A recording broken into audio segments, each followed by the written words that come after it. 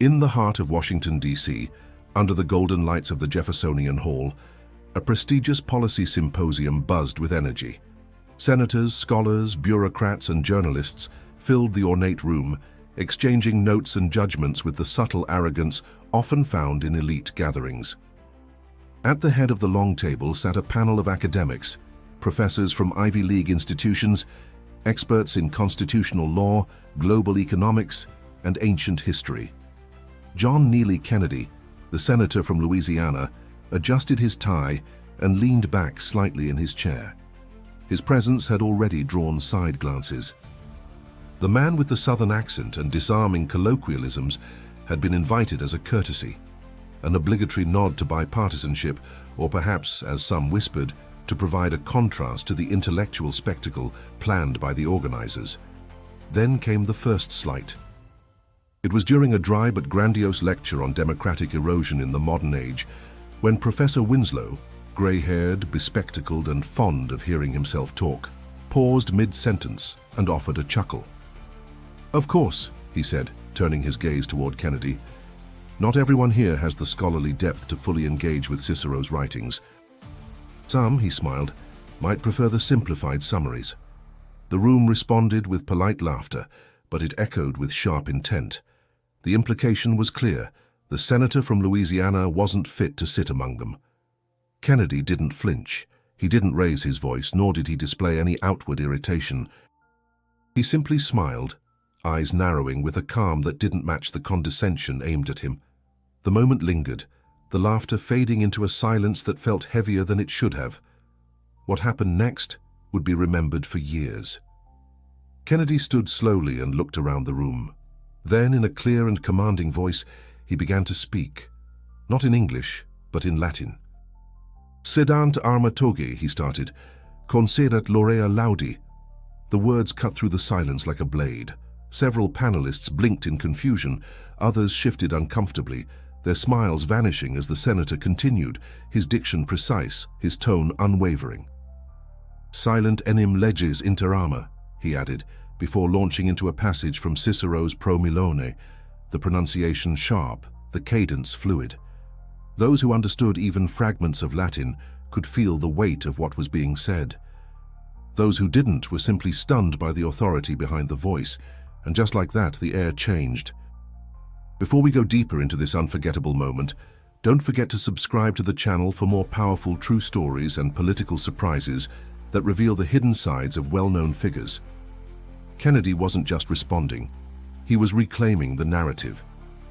In that moment, the caricature of the folksy, undereducated Southern senator evaporated, replaced by something far more dangerous to his critics, an intellect cloaked in humility. Few in that room had ever heard Latin spoken aloud with such confidence. Fewer still expected it from a man they'd quietly mocked seconds before. It wasn't just about the language. It was about the message. Knowledge isn't confined to ivory towers, and assumptions can be the most costly of errors. As Kennedy returned to his seat, the room remained in stunned silence. No applause, no commentary, just a collective reckoning with the realization that they had underestimated the wrong man. And the story, of course, was just beginning. The stunned silence after Kennedy's Latin declaration hung in the air longer than anyone expected. His fluency, his command, it wasn't just unexpected, it was unsettling. Not because of the language itself, but because of what it represented. A quiet dismantling of their assumptions. Professor Winslow, still recovering, opened his mouth to retort, but found himself fumbling. Kennedy, unfazed, continued speaking, this time weaving between Latin phrases and their English interpretations, citing Cicero, Livy, and Aquinas. The room, once snide, now leaned in, not necessarily to understand every word, but because the weight of authority had shifted. But how did this Southern senator come to wield such command over a language most of the panel only knew from textbooks? To understand, we must go back. John Neely Kennedy grew up in Zachary, a small town in Louisiana where books were his constant companions. In a modest home filled more with faith than fortune, he found his world expanded through the written word. While other kids played outside, young John devoured volumes of classical literature, often reading by the faint glow of a table lamp deep into the night. At first, Latin was a curiosity. Then it became an obsession. He began learning from an old church reader, then sought out tutors, eventually impressing a retired Latin teacher who volunteered to mentor him.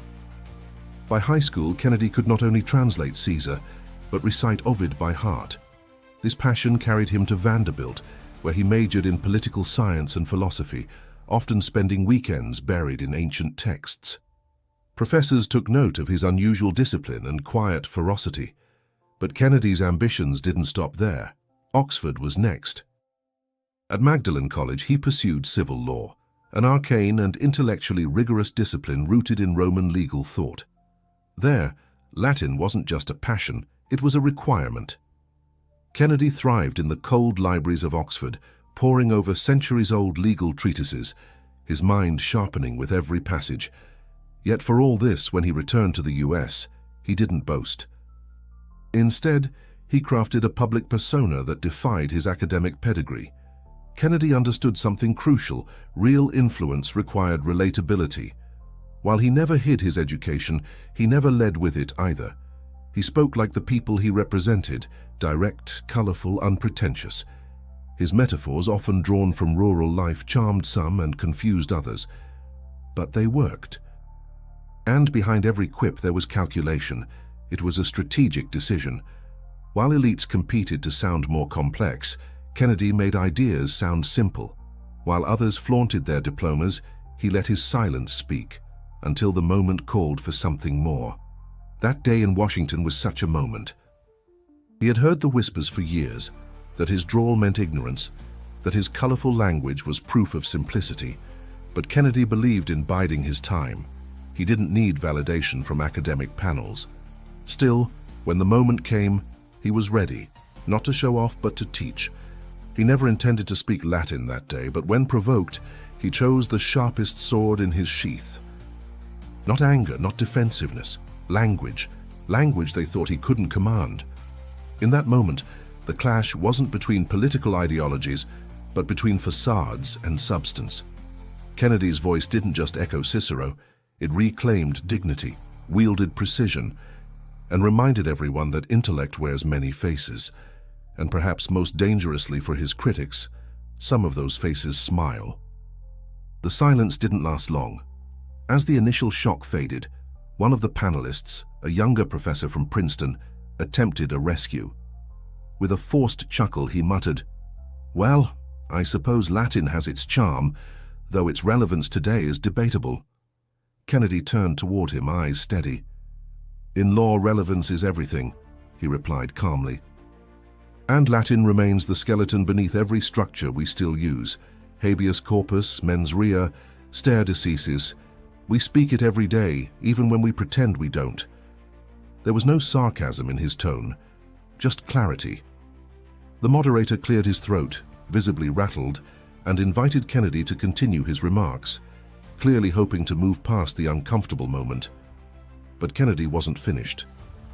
He transitioned seamlessly into English and began to outline a legal argument tied directly to the symposium's topic, linking ancient Roman principles to contemporary constitutional issues with stunning clarity.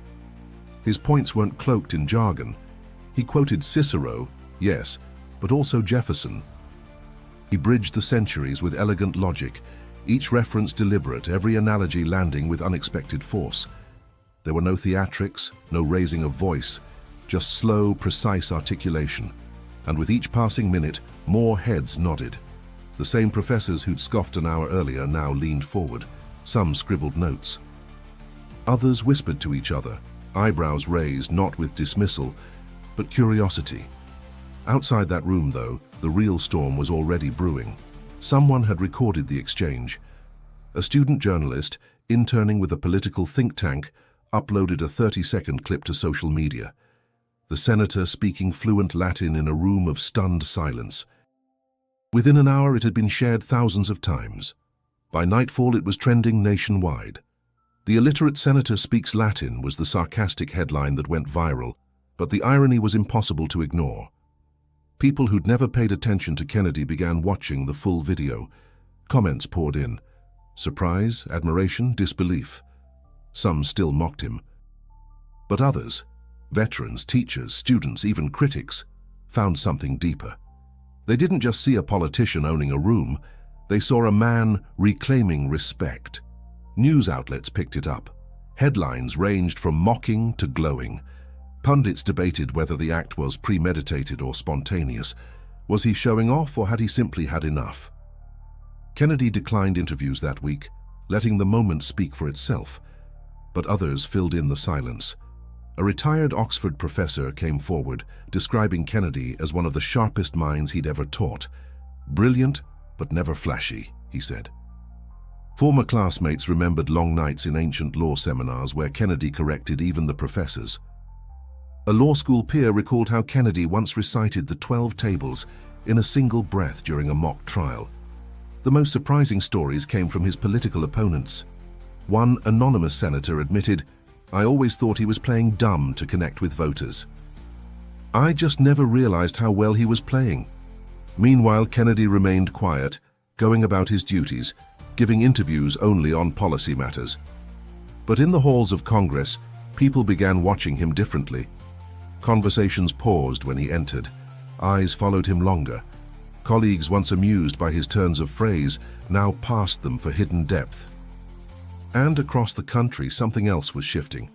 People who felt spoken down to by institutions found in Kennedy a kind of vengeance, not one rooted in anger, but in dignity. He didn't shout, he didn't accuse, he simply revealed. And for many, that was more powerful than any speech.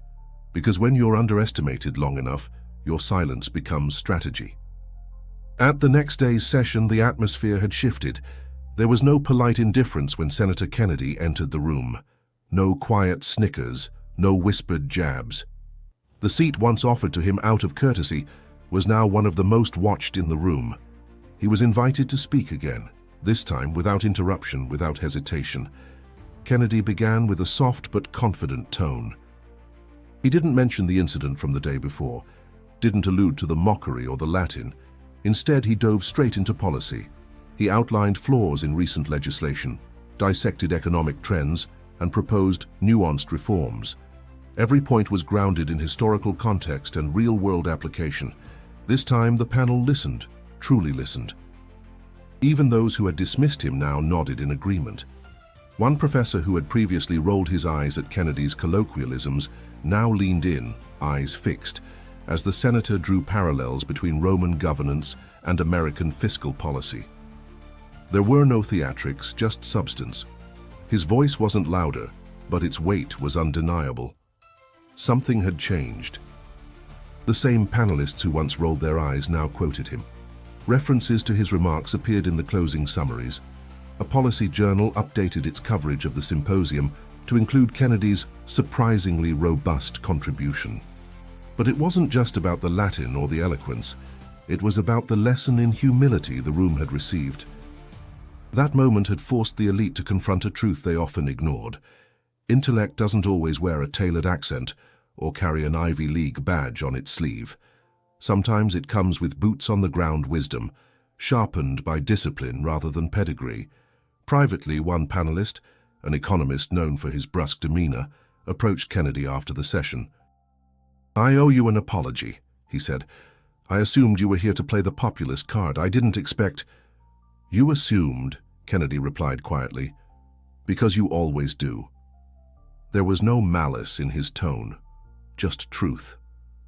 Beyond the symposium, the story continued to ripple. People from all walks of life, students, factory workers, small-town librarians, shared their own experiences of being dismissed for how they looked, spoke, or where they came from.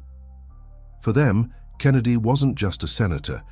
He had become a symbol of self-respect, of quiet strength, of proving oneself not through anger but excellence. The panel had aimed to define the intellectual boundaries of the American political landscape. Kennedy had redrawn them. His approach didn't change.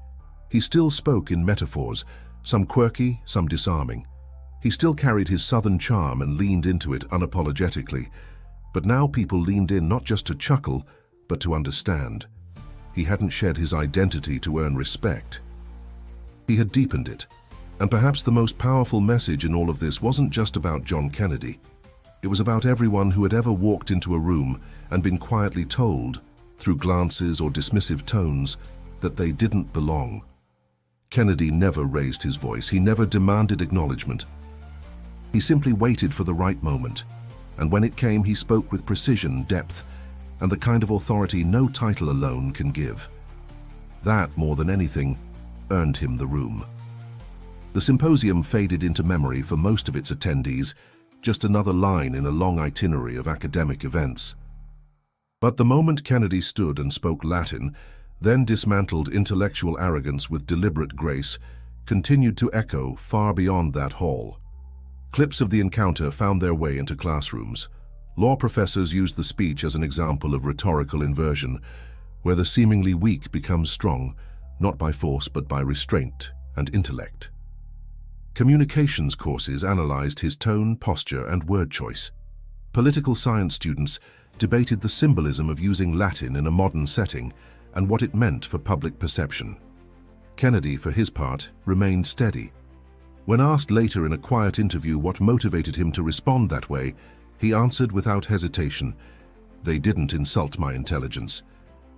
They insulted every person who ever walked into a room and wasn't taken seriously because of how they sounded." That one line, delivered with conviction, not anger, summed up everything. He wasn't trying to avenge himself. He was defending something larger, the idea that intelligence isn't always loud or polished, or dressed in prestige. Sometimes it wears boots, speaks plainly, and waits for its moment. In the weeks that followed, the incident reshaped how many viewed Kennedy. He was still witty, still full of Southern charm and unpredictable analogies, but now each one carried more weight. People listened with a new kind of attentiveness, knowing that beneath the charm lived a mind capable of disarming even the most dismissive critics with surgical precision. He didn't change. People simply started looking deeper. Reporters tried to mine the story further, but Kennedy avoided turning it into a spectacle. "It's done," he'd say. "Let folks take from it what they will." And they did. Veterans wrote in, sharing stories of being overlooked. Teachers sent letters, some written in Latin, thanking him for the reminder that ancient knowledge still had a place in today's discourse. Young students, especially from rural communities, expressed something rarer than praise, belief. Belief that maybe, just maybe, they didn't need to become someone else to be taken seriously. That, more than any applause, was Kennedy's reward. The symposium receded into the background, a footnote in political coverage. But the moment itself had already become something else, something larger. It was no longer about one man speaking Latin. It was about what happens when substance meets presumption and substance wins. Kennedy, when asked months later if he would do it again, simply smiled and said, "They wanted a show, I gave them a lesson." A lesson that intellect is not a performance, it's a presence, and that sometimes the smartest person in the room is the one no one saw coming. Before you go, if this story resonated with you, don't forget to subscribe to the channel. We bring you real moments that reveal the unexpected strength in people others overlook. And if you want more stories that challenge assumptions and shine a light on hidden brilliance in American politics, click the next video on your screen. Trust me, you won't want to miss it.